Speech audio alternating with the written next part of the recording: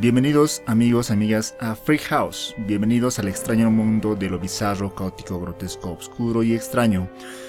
Hoy iniciando un nuevo ciclo y nuestra introducción al mundo del podcasting, en el que tendrán variedad de historias de las cuales ustedes podrán ser partícipes.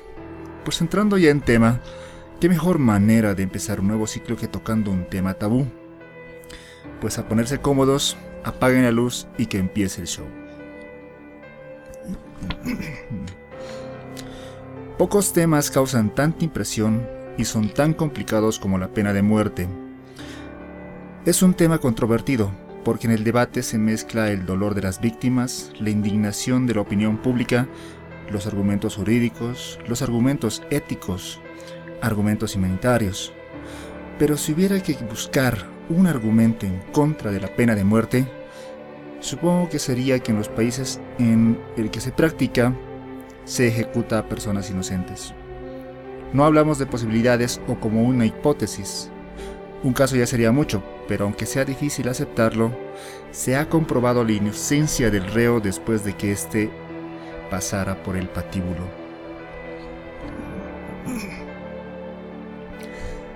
La Academia Nacional de Ciencias de Estados Unidos publicó en el 2014 un estudio donde demostraba que un 4.1% de las ejecuciones en ese país eran inocentes. Pero hablemos un poco de paz. ¿Pueden imaginar una vida más apacible que la vida en un convento de monjas?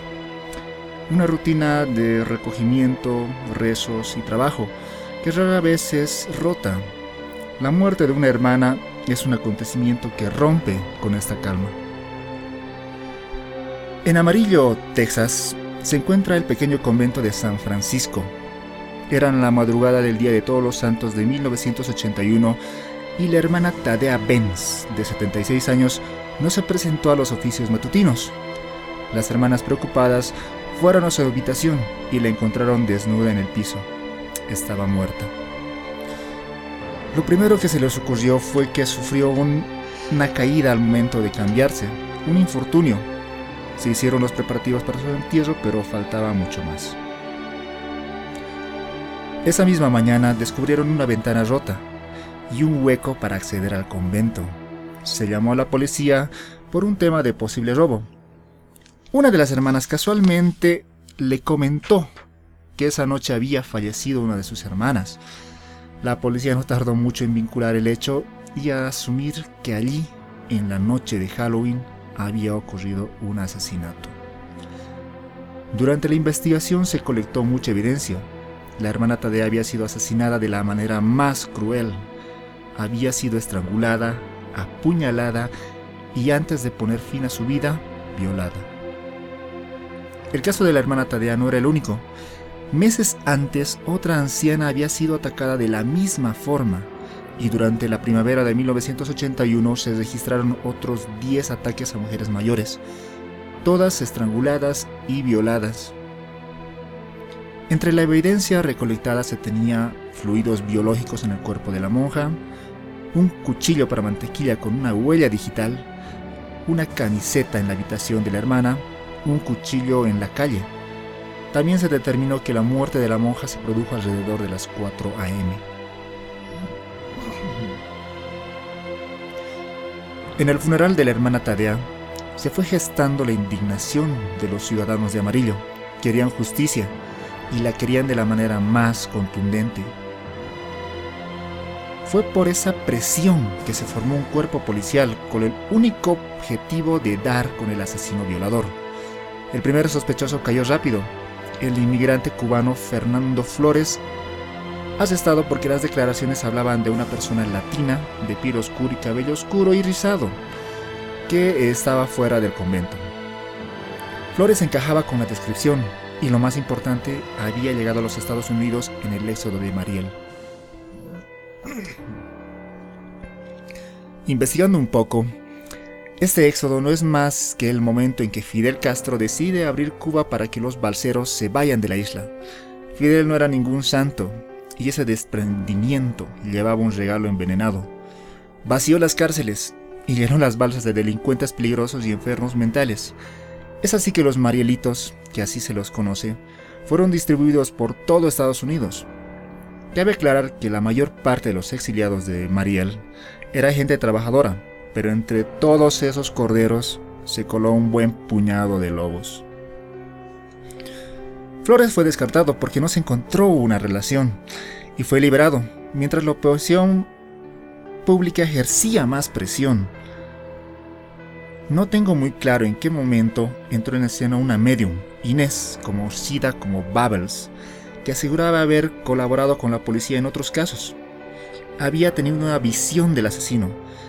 Se contactó con el periódico amarillo Daily News y les dio la primicia de su visión. Según Bubbles, el asesino era un joven varón de estatura mediana, delgado, cabello oscuro, una cara parecida a Abraham Lincoln, y el día del crimen usaba una peluca negra rizada. Fue bastante detallista, y si no me creen, también aseguró que la casa donde esta persona vivía era de color blanca y cercana al convento. Y para rematar, afirmaba también haber visto la palabra Clay. Como era de esperarse, Bubbles recorrió el vecindario y, como si se imaginarán, no por Dios, diríamos, dio con una casa blanca. Y también en el patio una casa de perro con el nombre Clay. Unos días después es arrestado Johnny Frank Garrett, acusado por la violación y muerte de la hermana Thadea Benz. La visión de la medium pasó a segundo plano al cotejar las huellas digitales. Se encontraron dos coincidencias en la habitación de la víctima. Johnny Frank Garrett tenía un leve retraso, pero entendió perfectamente de qué se trataba la acusación. La interrogación fue sin un abogado presente y no fue grabada en audio o video. Se le presentaron las pruebas para forzar una confesión. Sobre las huellas, él alegó que estaban ahí porque ayudó en la mudanza del convento. También se le presentó una confesión que él se rehusó a firmar. A Garrett se le proporcionó un abogado de oficio que nunca tuvo la intención de ayudarlo, aunque él clamaba su inocencia. El día de la audiencia se notaba el odio por parte del público. Ya habían decidido anticipadamente su culpabilidad. Algo curioso es que nadie mencionó las demás pruebas. En la habitación de la hermana Thadea habían otras huellas sin identificar. Cabellos negros que no pertenecían a Frank. Una camiseta marcada de sangre que no pertenecía a Frank. Huellas de zapatos alrededor de la ventana rota que tampoco eran de Frank. El juicio inició meses más tarde. El jurado desconocía estas pruebas. Desconocía quién era Fernando Flores, el primer acusado, o a su socio, Leoncio Pérez Rueda, detenido hace poco por allanar la casa de una anciana. No se mencionó el ataque meses atrás a la anciana Narnie Box Bryson, idéntico al de la hermana Thadea, y que las muestras biológicas encontradas en la hermana Thadea, ¿qué fueron de ellas?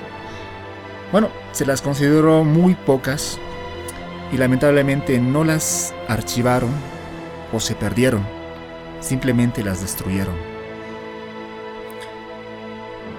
Cerrando el nudo sobre el cuello de Johnny Frank Garrett, entra en escena un compañero de celda, Leonid Day Wesley, de 18 años.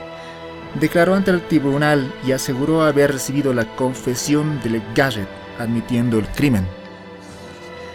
A estas alturas daba igual que Frank lo negara, todo estaba en su contra y su suerte echada. El 3 de septiembre de 1982, el jurado de 12 personas tardó poco más de 5 horas para declarar culpable a Johnny Frank Garrett por el crimen de la hermana Thadea Benz. La pena: morir por inyección letal. La vida de Garrett fue una sucesión de hechos lamentables. El ligero retraso no era de nacimiento, fue a consecuencia de un traumatismo, tal vez provocado por uno de sus dos padrastros. Ellos acostumbraban a golpearlo, quemarle cigarrillos en la piel. Fue prostituido y obligado a participar en un video pornográfico. Así que no era de extrañar que a la de edad de 14 años comenzara a beber o a consumir drogas. Todas las veces que fue involucrado en actos violentos, él aparecía como víctima. Durante los 10 años que pasó esperando su ejecución, apareció un abogado activista. Este estaba en contra de la pena de muerte. Jeff Blackburn hizo todo lo humanamente posible para liberarlo de la pena capital. El mismísimo Juan Pablo II intercedió por él, pero ya era demasiado tarde. Es así que el 10 de febrero de 1992, Johnny Frank Garrett recibió en su celda su última comida, un platón de helado. Caminó la milla verde, fue atado a la camilla, le introdujeron las agujas y se le permitió decir sus últimas palabras.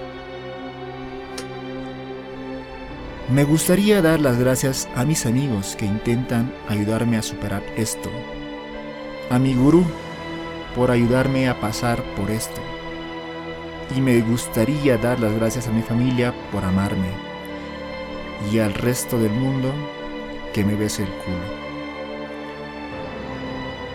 Posteriormente a la ejecución, salieron escritos de Garrett, hojas que había escrito estando en prisión, entre ellas un manuscrito de 4 páginas donde contaba todo el proceso de encarcelamiento, cómo todos, incluido su primer abogado, habían actuado en su contra. Ese documento termina con un: viviré en sus pesadillas, estaré en sus miedos, grandes o pequeños. Todas las frustraciones de sus vidas serán las mías. Cada muerte en sus familias será la mía. Seré el miedo que experimentan en su último aliento, y porque sé que la maldición se cumplirá, yo mismo moriré con un espíritu mejor y un alma más fuerte. ¿Delirios de una persona que va a morir? Tal vez. Pero hay casos que son inexplicables. El forense que destruyó las pruebas fue encarcelado por falsificación y su esposa murió de cáncer de páncreas.